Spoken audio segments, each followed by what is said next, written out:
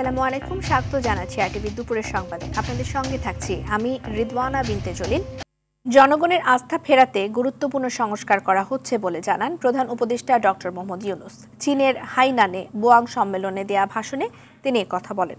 প্রধান উপদেষ্টা বলেন, বিশ্ব দেখছে বাংলাদেশের ছাত্র জনতা দুর্নীতির বিরুদ্ধে এক হয়েছে। নতুন বাংলাদেশ গড়তে কিছু চ্যালেঞ্জের মুখোমুখি হতে হলেও তা কাটিয়ে উঠবে সরকার। সাদিয়া কানিসার রিপোর্ট। চীন সফরের প্রথম দিন হাইনান প্রদেশে বোয়াং ফোরাম ফর এশিয়া সম্মেলনে যোগ দেন প্রধান উপদেষ্টা ডক্টর মোহাম্মদ ইউনূস। তিনি বলেন, দেশের গুরুত্বপূর্ণ সংস্থাগুলোর সংস্কারে স্বাধীন কমিশন গঠন করা হয়েছে। সংস্কার বাস্তবায়িত হলে জাতির মৌলিক রূপান্তর ঘটবে। আমাদের আমদানির উপর নির্ভরতা কমাতে হবে, স্বনির্ভরতা অর্জন করতে হবে, টেকসই প্রযুক্তি ভিত্তিক কৃষি সমাধান ও জলবায়ু বান্ধব চাষাবাদের ক্ষেত্রে উদ্ভাবন বাড়ানো অত্যন্ত গুরুত্বপূর্ণ। বিশ্বে ভূরাজনৈতিক উত্তেজনা বাড়ছে, তাই এশিয়ার দেশগুলোকে ঐক্যবদ্ধ হয়ে কাজ করার আহ্বান জানান ডক্টর ইউনূস। বাণিজ্য সহযোগিতা বৃদ্ধির তাগিদ দেন তিনি। আমাদের জ্ঞান তথ্য ভাগ করে নিতে হবে এবং প্রযুক্তি ইনকিউবেশন ও উদ্ভাবনে বিনিয়োগ করতে হবে। ডিজিটাল সমাধানে সহযোগিতা আমাদের অগ্রগতিকে ত্বরান্বিত করবে। এর আগে প্রধান উপদেষ্টার সঙ্গে বৈঠক করেন চীনের স্টেট কাউন্সিলের নির্বাহী উপপ্রধানমন্ত্রী ডিং জুয়েশিয়াং। সাক্ষাৎ করেন চীন এক্সিম ব্যাংকের চেয়ারম্যান চেন হুয়াইউ। চীনা উৎপাদন কারখানাগুলোকে বাংলাদেশে স্থানান্তরের জন্য সহায়তার আশ্বাস দেন তিনি। দুপুরে চীনের খাদ্য ও কৃষি সংস্থার মহাপরিচালক প্রধান উপদেষ্টার সঙ্গে সাক্ষাৎ করবেন। 4 দিনের সফরে চীনের বড় শিল্প প্রতিষ্ঠানের প্রধান নির্বাহীদের সঙ্গে বৈঠকের কথা রয়েছে প্রধান উপদেষ্টার।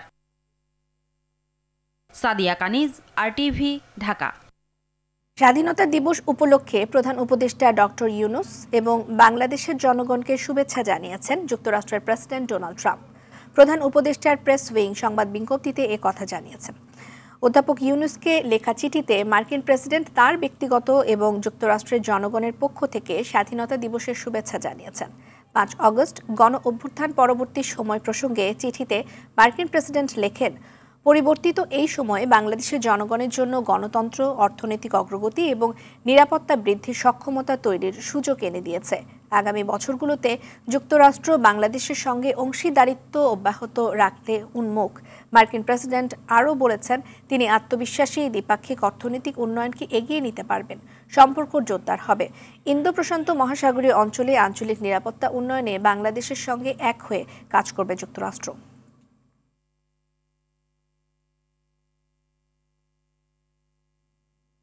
নারীর টানে বাড়ি ফিরছে নগরবাসী।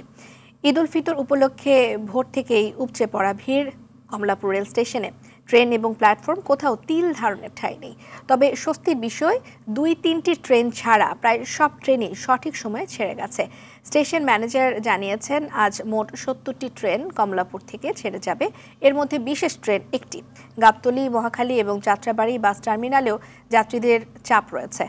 ভোর থেকে বাস কাউন্টারগুলোতে ভিড় দেখা গেছে। সড়ক পথে গতকাল থেকে যানজট কম থাকায় খুশি সাধারণ মানুষ। এদিকে গাবতলী এলাকায় র্যাবের চেকপোস্ট পরিদর্শন করেছেন র্যাব 4 এর অধিনায়ক লেফটেন্যান্ট কর্নেল মোহাম্মদ মাহবুব আলম। এ সময় তিনি বলেন, যাতায়াত নিরাপদ করতে 3 স্তরের নিরাপত্তা ব্যবস্থা নেওয়া হয়েছে। অতিরিক্ত ভাড়া আদায়ে অভিযোগ পেলে মোবাইল কোর্টের মাধ্যমে ব্যবস্থা নেওয়া হবে। সেইভাবেই চেকিংয়ের লক্ষ্যে প্রতিটা যাত্রীদের টিকিট চেক করে আমরা প্রবেশ করাচ্ছি। অনেক সময় যাই, ঝামেলা হয়, তাই জন্য 10 দিন আগে কেটে রাখছিল। অন্যান্য বছর ঈদের তুলনায় এবার ঈদটা অনেক আলহামদুলিল্লাহ স্বস্তি। রাস্তাঘাটে কোনো যানজট নাই। আমাদের 24টি টহল রাউন্ড দ্য ক্লক টহল প্রদান করছে। যে সকল এলাকা হতে মূলত যাত্রীরা যাতায়াত করবেন, সেই সকল এলাকায় যেন কোনো ধরনের অজ্ঞান পার্টি, মলম পার্টি, কোনো ছিনতাইকারী পাল্লায় না পড়েন, তার জন্য আমাদের সাদা পোশাকে গোয়েন্দা নিয়োজিত রয়েছে। দর্শক, এই মুহূর্তে কমলাপুর রেল স্টেশন থেকে সরাসরি যোগ দিচ্ছেন সহকর্মী জাকারিয়া খান। জাকারিয়া, ঈদ যাত্রায় সাধারণ মানুষের উপচে পড়া ভিড় থাকবার কথা বাড়ি ফেরার জন্য, তো একটু জানতে চাই সেখানকার পরিস্থিতি কি, চিত্রটা আমাদের জানাবেন। জি রেদওয়ানা, সকাল থেকে কিন্তু কমলাপুর রেল স্টেশনে আমরা ছিলাম এবং সকাল থেকে এখান থেকে প্রায় 25টি ট্রেন এখন পর্যন্ত ছেড়ে গিয়েছে। আমরা যেটা জানতে পেরেছি যে এই কমলাপুর রেল স্টেশন থেকে যে আজকে সারাদিনে প্রায় 70টি ট্রেন যাবে, তার মধ্যে থেকে কয়েকটি স্পেশাল ট্রেন রয়েছে। এবং কিছুক্ষণ আগে আমরা এখানকার বিভাগীয় পরিচালকের সাথে কথা বলছিলাম, তিনি বলছিলেন যে ট্রেনের আসলে কোনো শিডিউল বিপর্যয় হয়নি, 2-1টি ট্রেন ছাড়া। এবং আমরাও সেটি দেখতে পেরেছি। কিছুক্ষণ আমরা এখানে দেখছিলাম যে কয়েকটি ট্রেন বনলতা এবং এই সুবর্ণা এরকম কয়েকটি ট্রেনের কয়েক মিনিট শিডিউল বিপর্যয় হয়েছে। এছাড়া কিন্তু প্রত্যেকটি ট্রেন সময় মতন ছেড়ে গিয়েছে এখান থেকে। এবং বেলা বাড়ার সাথে সাথে কিন্তু কমলাপুরে মানুষের ভিড় বাড়ছে এবং এই যাত্রীচাপ সামাল দিতে রেলওয়ে কর্তৃপক্ষ যেমনটি বলেছেন যে তাদের এখানে 300 নিরাপত্তা কর্মী নিয়োগ দেওয়া রয়েছে এবং তারা কিন্তু সার্বক্ষণিক এই যাত্রীদের নিরাপত্তায় কাজ করে যাচ্ছেন।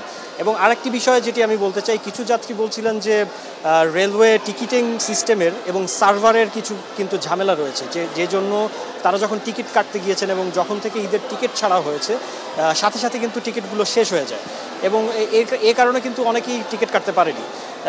এবং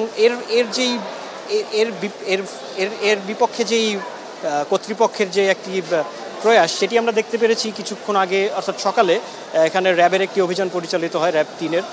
সেখান থেকে কিন্তু 6 জন টিকিট কালোবাজারিকে তারা ধরতে সক্ষম হয় এবং তাদের কাছ থেকে বিপুল পরিমাণের মোবাইলের সিম জব্দ করা হয়, যেই সিমগুলো দিয়ে তারা কিন্তু অনলাইন থেকে আগেই এই টিকিটগুলো কেটে ফেলেছিল।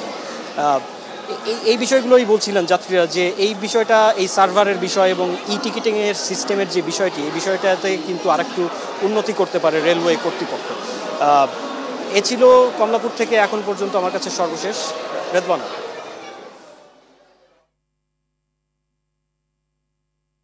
জাকারিয়া, আপনাকে ধন্যবাদ। ঈদ ঘিরে দেশের মহাসড়কে যানবাহনের চাপ থাকলেও যানজট নেই। সকাল থেকে ঢাকা টাঙ্গাইল মহাসড়কের গাজীপুরের চন্দ্রায় গণপরিবহন এবং যাত্রীর চাপ রয়েছে। কিছু জায়গায় থেমে থেমে চলছে যানবাহন, তবে বাড়তি ভাড়া নেয়ার অভিযোগ করেছেন যাত্রীরা। টাঙ্গাইলের বিভিন্ন স্থানে যাত্রীদের ভিড় রয়েছে, এখানেও অতিরিক্ত ভাড়া নেয়ার অভিযোগ যাত্রীদের। অনেকেই ট্রাক, মোটরসাইকেল, প্রাইভেট কার এবং মাইক্রোবাসে বাড়ি ফিরছেন। এদিকে 24 ঘন্টায় যমুনা সেতুতে টোল আদায় হয়েছে 2,78,00,000 টাকা। সিরাজগঞ্জের যমুনা সেতু এবং পশ্চিম সংযোগ মহাসড়কেও বাড়ছে যানবাহনের চাপ। এছাড়া পদ্মা সেতু হয়ে ঈদে ঘরমুখ দক্ষিণ পশ্চিমাঞ্চলে যাত্রীদের চাপ রয়েছে। সকাল থেকেই মুন্সিগঞ্জের লৌহজংয়ে যাত্রীদের ভিড় দেখা যায়। আর এই সেতুতে গেল 24 ঘন্টায় 3,24,25,00,000 টাকার টোল আদায় হয়েছে বলে জানান সংশ্লিষ্টরা। আর ঈদ যাত্রায় যানজট এবং ভোগান্তি নিরসনে নানা পদক্ষেপ নেওয়ার কথা জানান পুলিশ।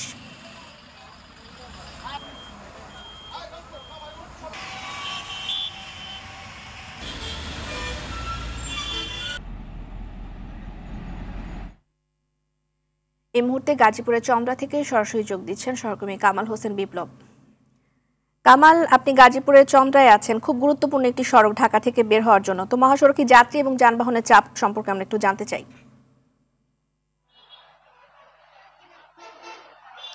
রেদওয়ানা, সকাল থেকে আমি চন্দ্রা ত্রিমুর এলাকায় অবস্থান করিতেছি। এই চন্দ্রা ত্রিমুর এলাকায় সকালে গণপরিবহন যাত্রীর চাপ কিছুটা কম ছিল, কিন্তু বেলা বাড়ার সাথে সাথে এই মুহূর্তে চন্দ্রা ত্রিমুর এলাকায় কিন্তু যাত্রী এবং গণপরিবহনের ব্যাপক চাপ বেড়েছে। আমি আপনাকে বলি, আজ থেকে কিন্তু এই গাজীপুরে কালিয়াকুরে প্রায় 3 শতাধিক শিল্প কারখানা রয়েছে। আর এইসব শিল্প কারখানা অনেকগুলোই কিন্তু আজ ছুটি ঘোষণা করেছে, যার ফলে কিন্তু দুপুরের থেকে কিন্তু এই চন্দ্রা ত্রিমুর এলাকায় যাত্রীদের ব্যাপক ভিড় দেখা যাচ্ছে। তবে যাত্রীদের অভিযোগ রয়েছে এই চন্দ্রা ত্রিমুর এলাকায় তারা গতবার যে ভাড়া দিয়ে দেশে গিয়েছেন সেই ভাড়ার দ্বিগুণ কিন্তু এবার ভাড়া নিচ্ছে, যার ফলে কিন্তু এই ঘন্টার পর ঘন্টা চন্দ্রা এলাকায় যাত্রীরা বসে আছেন এবং তারা বিভিন্ন পিক আপ এবং মোটরসাইকেল যুগেই তারা কিন্তু জীবনের ঝুঁকি নিয়ে বাড়ি যাচ্ছেন। এদিকে আইন শৃঙ্খলা বাহিনীর সাথে আমি কথা বলেছি, তারা জানিয়েছেন এবারকার ঈদ যাত্রা নির্বিঘ্নে যেন যাত্রীরা বাড়ি যেতে পারেন, তার জন্য সকল আইন শৃঙ্খলা বাহিনী মাঠে কাজ করছেন। জি, এই ছিল চন্দ্রা ত্রিমুর এলাকা থেকে ঢাকা টাঙ্গাইল মহাসড়কের সর্বশেষ খবর। রেদওয়ানা। কামাল, ধন্যবাদ আপনাকে। রাষ্ট্রদ্রোহ এবং সন্ত্রাসী মামলায় দুর্ধর্ষ প্রতারক আশরাফুজ্জামান মিনহাজ ওরফে মিনহাজ উদ্দিনকে গ্রেফতার করা হয়েছে। বুধবার ভোরে শরীয়তপুরের নড়িয়া থানা এলাকা থেকে তাকে গ্রেফতার করে সেনাবাহিনীর একটি টিম। নতুন নতুন কায়দায় প্রতারণা করে বিপুল অর্থবিত্তের মালিক হন মিনহাজ। সেনাবাহিনী এবং পুলিশের যৌথ অভিযানে রাষ্ট্রপতি এবং সেনা প্রধানকে গালাগাল দেওয়ার কল রেকর্ড ফাঁস হওয়ায় নড়ে চড়ে বসে প্রশাসন। জননিরাপত্তা এবং সার্বভৌমত্ব বিপন্ন করে জনসাধারণের মাঝে আতঙ্ক সৃষ্টির চেষ্টা চালিয়ে প্রতারণা করছে মিনহাজ। তার অপকর্মের কল রেকর্ড আরটিভির প্রচারের পর তাকে গ্রেফতারে অভিযান চালায় যৌথ বাহিনী। গ্রেফতারের পর প্রাথমিক জিজ্ঞাসাবাদে তার কথার সঙ্গে কল রেকর্ডের মিল পাওয়া যায়। এদিকে বিএনপির ভারপ্রাপ্ত চেয়ারম্যান তারেক রহমানের নাম ব্যবহার করে প্রতারণা করায় মিনহাজের বিরুদ্ধে ঢাকার মহানগর ম্যাজিস্ট্রেট কোর্টে আরেকটি মামলা হয়েছে।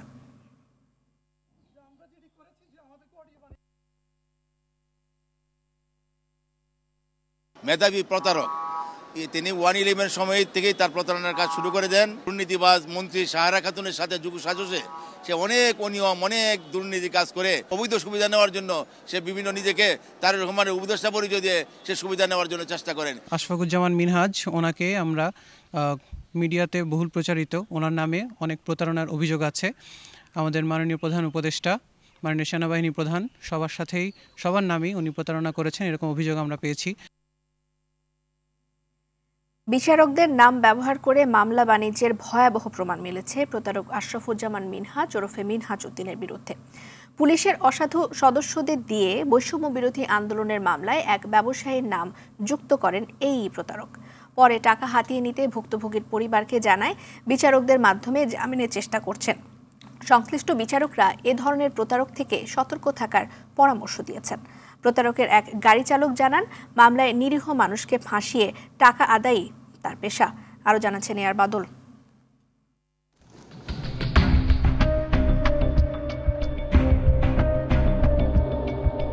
দুর্নীতি দমন কমিশনে এক ভুক্তভোগীর অভিযোগের পর বেরিয়ে আসতে শুরু করেছে আশরাফুজ্জামান মিনহাজ ওরফে মিনহাজ উদ্দিনের প্রতারণার ভয়ঙ্কর তথ্য। 6 বছর ধরে মিনহাজের গাড়ি চালিয়েছেন এক চালক। তিনি বলেন, মামলা বাণিজ্যে স্ত্রী পরিচয় দেয়া এক নারী জজ ও বিচার বিভাগের অনেককে ব্যবহার করেন তিনি। এ হচ্ছে বাঙালি খাওয়া লোক। মনে করেন এই যে আপনার হাজবেন্ড এখন জেলে, উনি কি করবেন, আপনার সাথে ঢুকাইছে উনি, আবার বাইরে করবো উনি, আবার আপনার থেকে টাকা পয়সা বিভিন্ন ভাবে এটা করো ওইটা করো ওনার জন্য এগুলা করে।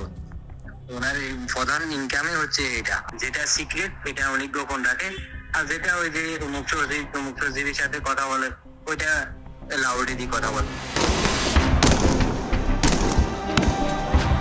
বৈষম্য বিরোধী আন্দোলনের পর তার মামলা বাণিজ্যে গতি বেড়েছে। পুলিশকে ব্যবহার করে মামলায় নিরপরাধ মানুষের নাম দিয়ে হয়রানি করছেন। এক ভুক্তভোগীর পরিবারকে জানান, জামিনের জন্য তিনি সংশ্লিষ্ট বিচারকদের সঙ্গে কথা বলেছেন। চিফ মেট্রোপলিটন ম্যাজিস্ট্রেট মোস্তাফিজের সাথে কথা বলেছি, মানে সে এটা ফার্স্ট প্রায়োরিটিতে দেখবে। তো মেট্রোপলিটন সেশন জাজ গালিব, সেখানে তো গালিব আছে, আমি তো জানিয়ে দেখে চিনি জাকির হোসেন গালিব। আমি জাকির গালিবের সাথে কথা বললাম। গালিব আমাকে বললো যে এটা তো সিএমএম পারবে না, সে না পেরে সে আমাকে আমার সাথে কথা বলতে বলছে। আমি যতটুকু মনে হয় যে ওরা সহযোগিতা করবে, বুঝছো, যে chief metropolitan magistrate CMM Mostafiz আর হচ্ছে মেট্রোপলিটন সেশন জাজ গালিব, আমার মনে হয় যে ওরা আমার ফলোয়ার ছিল এক সময়। জাস্টিস জুবায়ের সাহেবের তো নেক্সট চিফ জাস্টিস হবে, সে তো জুবায়ের সাহেবের সাথে আলাপ করছে, বলে যে না এগুলো নিয়ে এখন কথা বলবেন না, একটু রিল্যাক্স হোক, যদি লোয়ার কোর্টে জামিন না দেয় তখন আমরা হাইকোর্ট থেকে দেখবো আর কি। বিষয়টি chief metropolitan magistrate Mohammad Mostafizur Rahman ও সেশন জাজ মোহাম্মদ জাকির হোসেন গালিবের নজরে আনলে তারা জানান, তাদের নাম ব্যবহার করেছে ওই প্রতারক। এ ব্যাপারে পদক্ষেপ নেওয়া হবে। তবে সাধারণ মানুষকে এ ধরনের প্রতারক থেকে সতর্ক থাকার পাশাপাশি আইনের আশ্রয় নেয়ার পরামর্শ দেন তারা। এআর বাদল, আরটিভি, ঢাকা। রাজধানীতে র্যাবের পোশাকে ডাকাতির ঘটনায় 6 ডাকাতকে গ্রেফতার করেছে পুলিশ। তাদের কাছ থেকে লুটের টাকা, স্বর্ণালংকার এবং মূল্যবান সামগ্রী উদ্ধার করা হয়। ডিএমপি মিডিয়া সেন্টারে ব্রিফিংয়ে পুলিশ জানায়, চক্রটি র্যাব ম্যাজিস্ট্রেট সাংবাদিক পরিচয়ে ভুয়া অভিযানের নামে ডাকাতি করত। সাকিবুর রহমানের রিপোর্ট। বুধবার ভোর রাত 4টা অভিযানের নামে র্যাবের পোশাকে 20 থেকে 25 জনের একটি দল ধানমন্ডির 8 নম্বর রোডের এই বাসায় ঢোকে। শুরুতেই দারোয়ানকে বেঁধে ফেলে তারা। তল্লাশির নামে ভবনের প্রতিটি ফ্লোরে চলে লুটপাট ও ভাঙচুর। প্রতিটি ফ্ল্যাটে থাকা নগদ টাকা, স্বর্ণলঙ্কা সহ মূল্যবান সামগ্রী লুটে নেয় তারা। সন্দেহ হলে বাসিন্দারা 999-এ ফোন করেন। ঘটনাস্থলে উপস্থিত হয় পুলিশ। টের পেয়ে বেশ কয়েকজন পালিয়ে যায়। পরে এলাকাবাসীর সহায়তায় 4 জনকে আটক করে পুলিশ। তাদের দেওয়ার তথ্যে পরে আরও 2 জনকে আটক করা হয়। ডিএমপি মিডিয়া সেন্টারে ব্রিফিংয়ে পুলিশ জানায়, বাসাটি একজন স্বর্ণ ব্যবসায়ীর। এমন তথ্যে ডাকাতির পরিকল্পনা করে চক্রটি। টার্গেট ছিল হয়তো যে ওই বাসায়, যেহেতু তারা অনেক বড় একটা স্বর্ণ অলংকারের ব্যবসায়ী, ওখানে প্রচুর স্বর্ণ পাবে। তাদের উদ্দেশ্য ছিল আসলে ডুপ্লেক্স বাসায়, কিন্তু তারা ডুপ্লেক্স বাসায় যাওয়ার আগে নিচে থেকে শুরু করছে এই যে কনসালটেন্সি ফার্ম এবং আরেকটা এমএস আউটসোর্সিং। এইখান থেকে তারা একেবারে তছনছ করে ওখান থেকে মোটামুটি সব মিলে প্রায় 36 লক্ষ টাকার মতো তারা ওখান থেকে নিয়ে ফেলে। আইন শৃঙ্খলা বাহিনীর কোনো অভিযান নিয়ে সন্দেহ হলে জরুরি সেবা 999 অথবা স্থানীয় থানায় জানানোর পরামর্শ দিয়েছে ডিএমপি। জনগণকে বারবার অনুরোধ করছি, আপনাদের সামনে যদি এরকম কোনো ঘটনা, সন্দেহজনক কোনো কিছু পরিস্থিতির উদ্ভব হয়, আপনারা কোনোভাবে আইন নিজের হাতে তুলে নেবেন না। আপনারা পুলিশকে ফোন দেবেন। নিকটবর্তী পুলিশ স্টেশনে হলে খুবই ভালো হয়, অথবা 999-এ ফোন দিলে আমরা দ্রুততম সময়ের ভিতরে ব্যবস্থা নেব। চক্রটির সাথে কোনো বাহিনীর কেউ জড়িত কিনা তা খতিয়ে দেখছে পুলিশ। বাকিদের ধরতে অভিযান চলছে। সাকিবুর রহমান, আরটিভি, ঢাকা। জ্ঞাত আয় বহির্ভূত সম্পদ অর্জনের অভিযোগে দুদকের করা মামলায় বিতর্কিত ঠিকাদার গোলাম কিবরিয়া শামীম ওরফে জি.কে. শামীমের 5 বছর 6 মাস সশ্রম কারাদণ্ড দিয়েছেন আদালত। একই মামলায় তার মা আয়েশা আক্তারকে খালাস দেওয়া হয়েছে। ঢাকার বিশেষ জজ আদালত 4 এর বিচারক মোহাম্মদ রবিউল আলম এই রায় ঘোষণা করেন। কারাদণ্ডের পাশাপাশি জি.কে. শামীমকে 1 লাখ টাকা অর্থদণ্ড অনাদায়ে আরও 3 মাস বিনাশ্রম কারাভোগ করতে হবে বলে বিচারক রায় উল্লেখ করেন। এছাড়া জি.কে. শামীমের 297 কোটি 8,99,000 টাকার অবৈধ সম্পদ বাজেয়াপ্ত করার নির্দেশ দেওয়া হয়েছে। জি.কে. শামীমকে 27-এর 1 ধারায় 5 বছর 6 মাসের সাজা ঘোষণা করা হয়েছে এবং তার যে দখলকৃত 297 কোটি টাকা জ্ঞাত আয় বহির্ভূত সম্পদ, সেইটি রাষ্ট্রের অনুকূলে বাজেয়াপ্ত করা হয়েছে। আজ পবিত্র লাইলাতুল কদর বা শবে কদর। সন্ধ্যার পর থেকেই শুরু হবে শবে কদরের রজনী। যথাযোগ্য ধর্মীয় মর্যাদা এবং ভাবগাম্ভীর্য পরিবেশে সারা দেশে রাতটি পালিত হবে। মহান আল্লাহ লাইলাতুল কদরের রাতকে অনন্য মর্যাদা দিয়েছেন। হাজার মাসের ইবাদতের চেয়েও এই রাতের ইবাদত উত্তম। এই রাতে আল্লাহর অশেষ রহমত এবং নিয়ামত বর্ষিত হয়। পবিত্র এই রাতে ইবাদত বন্দিগির মাধ্যমে মুসলমানরা আল্লাহর নৈকট্য লাভ করতে পারে। অর্জন করা যায় তার অসীম রহমত, নাজাত, বরকত এবং মাগফিরাত। পবিত্র শবে কদরে রাজধানী সহ সারা দেশে ধর্মপ্রাণ মুসলমানরা আল্লাহর প্রতি শুকরিয়া আদায়ে মসজিদ সহ বাসা বাড়িতে ইবাদত বন্দিগিতে মশগুল থাকেন। নফল নামাজ আদায়, পবিত্র কোরআন তেলাওয়াত, জিকির আজকার এবং দোয়ায় রাতটি কাটায় মুসলমানরা। শবে বরাতের পর থেকেই ঈদ উল ফিতরের আমেজ শুরু হয় রোজাদারদের মধ্যে।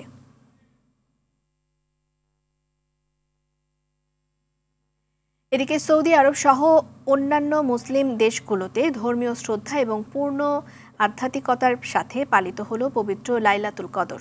মহিমান্বিত এই রাতে সৌদি আরবে 3 মিলিয়নেরও বেশি ধর্মপ্রাণ মুসলমান মক্কার গ্র্যান্ড মসজিদ এবং মদিনার মসজিদুল নববীতে একত্রিত হয়ে এশার নামাজ, তারাবিহ এবং লাইলাতুল কদরের নামাজ আদায় করেন।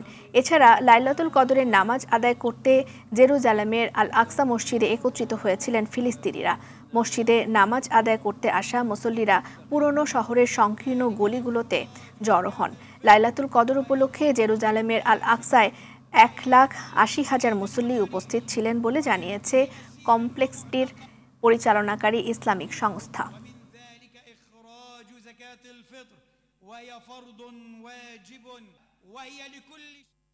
ন্যাশনাল লাইফ ইন্স্যুরেন্স আন্তর্জাতিক সংবাদ।